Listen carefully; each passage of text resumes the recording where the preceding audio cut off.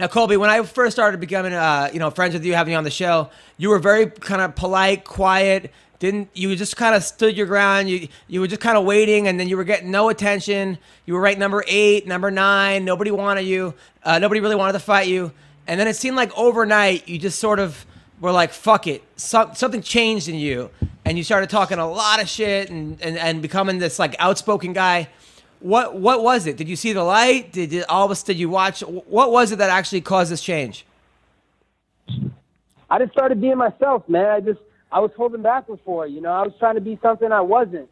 I was trying to be this nice guy, this kid that everybody looks up to, this hero. And then I started thinking about it. I'm like, this isn't me, man. And let alone, we're in the octagon and we're fighting in a steel cage to take another man's brain cells. So why would I filter who I am? I'm not going to filter who I am. I'm just going to be who I am. I am a supervillain. That's just who I am. And people can hate me and they can love me, but at the end of the day, they're paying to watch me. So, I'm just opening up and I'm being who I really am inside. You know what? Actually, what backs up your theory, though? Oh, not your theory, like your statement. We had Ben Askren on the podcast, and Askren said he was coaching a fighter who was going up against you, and in wrestling, in college wrestling, and you were beating his kid, and then you went up to Ben Askren, and you're like, "You don't want none of this." And Askren was the coach, not even wrestling, but you wanted to wrestle Askren at that time, who was an Olympian, which kind of backs what you're saying. Like, have you always been like this, like before MMA? Yeah, if you go look at any of my wrestling matches in college, man, I was punking, dude. I was picking them up, slamming them, putting my feet on their back, just disrespecting them, and just doing things that were out of the ordinary for a wrestler. This is how I've always been, man. I like to dominate kids and run guys in the ground. I'm not here to make people happy.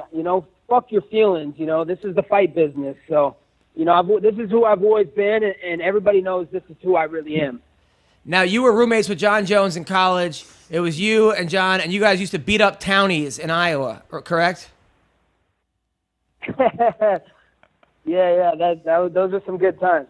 Now, back then, that's where we really learned to fight. No, back then it was you, Jones, and then what's his name, Joe Soto. We're all living in a house together.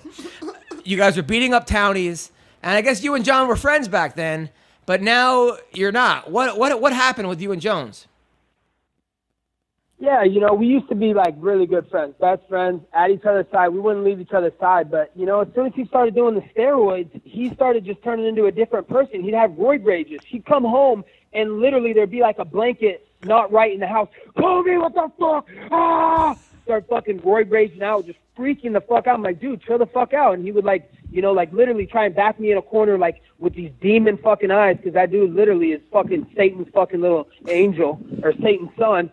And I just lost all my respect for him. He just fucking turned into a completely different person and a fake piece of shit. And he's such a fake fuck. He tried to play this role like, oh, I'm all about God, oh, this and that. No, you're fucking not, you piece of shit. He's just trying to lie to all the fans. Look at him, dude. He's too busy being on coke bingers, on steroids, fucking in the club, hitting fucking pregnant ladies and running off from the scene, almost killing a pregnant lady, and then fucking wrapping Bentleys that the UFC gave him around poles with hookers in the back. Like, oh, I thought you were a family man. That guy's a piece of shit, low-life dirtbag.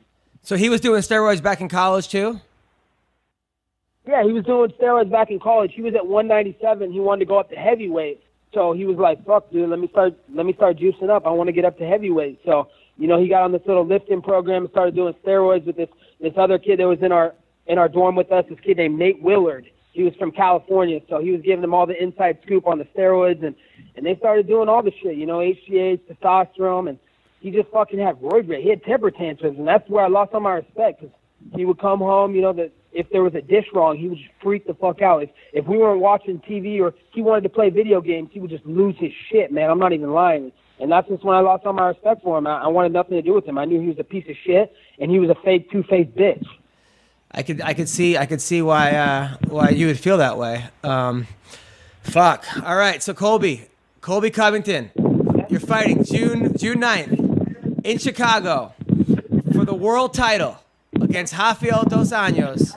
Now, do you read any of the comments people are making on your Instagram, or do you even look at that? Nah, let's be honest. You think I got time for that, Adam? I'm out here preparing for a world title. I'm with a different chick every day. I ain't got time to look at these nerds and virgins comments. Nice. Well, listen, Colby, good luck, man. Good luck. Keep it up, man. I shocked the world, dude. Fuck it. Let's do it. Let's do it. Team Colby. Let's do it, baby. So good luck and thanks Fuck yeah, Team Adam, Team MMA roasted all day, baby. Fuck thanks yeah. for giving me a voice as always. 1,000%, man. And thanks for being on the podcast and good luck with everything, brother. All right, man. I'll talk to you soon. Take care. What is your takeaway from this whole Conor deal? I mean, I know that's a really broad question, but I know you have a lot to unpack here, so I guess I'm just going to kind of let you run with it. I'm curious just what you're thinking about this whole debacle. Yeah, I mean, I couldn't believe it. I was at work, and I see something come across the screen. I'm like, what? And, so I looked something up real quick, and I just didn't want to believe it. Like, he stormed in. For what reason? And, boy, I watched the video, and as I see all these people storming into this facility, the first thing I'm thinking is, where the hell is the security? I mean, what the hell are they doing? Luckily, this wasn't a worse attack as we've seen, unfortunately, where there's been some really mass attacks on a higher level than this. But the security was terrible that he was able to get to where he got to with that many people causing a ruckus. And, man, just to see him throw that dolly and lose himself in that moment, it's such a shame. I met Conor when he was still early in the game, and he wasn't a bad kid, right? And look, we all make mistakes in life, and I've made plenty of them. I was just fortunate to make the good bulk of them before I was a public figure in MMA. Conor now is a massive name with massive fame, and he made a really awful choice, and he's going to pay a big price for it. His brand is going to take a hit.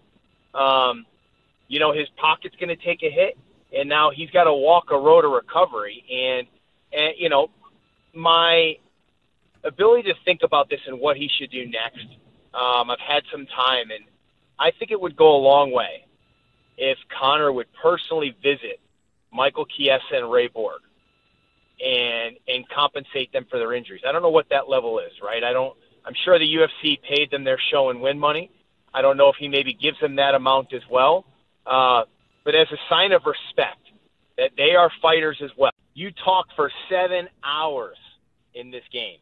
I didn't hear anything there that was that egregious by Joe Rogan. When you have a fight that's as lopsided as that one, you are trying to make sure people don't change the channel. You're trying to make sure that people don't leave the room. You're trying to keep people still interested in the fight, right? And you're trying to pick out things that, hey, look, there's some truth to that. When Al Iaquinta took that fight, everybody expected Khabib to roll over him. Absolutely roll over him. He's never lost. He wrestles bears. I mean, there's an image set with this guy that people are afraid of him. And so, yeah, I think there's some truth there. And it is such a hard line to balance. You have to have your best performance when you are the most mentally exhausted. After 7 hours of talking, now is the main event. And it's so easy as an expert and as someone who loves the sport to get focused on a topic and start going on it, and get lost in that topic. And then afterwards, you really regret it. I've been there. I've called fights and people are like, oh my God, you were so biased for this guy, or you were so biased for this person, or you were so biased for her. And that wasn't on my mind at all. I never in my head ever called a fight saying, I want to make sure this person sounds good. Never. But people are going to think that, and they're going to assume that. It's a tough job, right? And, you have to have an opinion. You can't play it safe all the time. Joe went out on the line, and he had an opinion, and people didn't like it. But that's better than them just being vanilla on his commentary, to be quite honest with you. And when you look at the total body of work of fights he's called, you got to judge him on that. Don't judge him on one fight. It is a hard thing to do and please everybody. I'd open up my Twitter after calling fights, and, I mean, some of the things that were said to me were absolutely amazing. I'm thinking to myself, if people had any idea how much time I put into this craft, and then to send me this,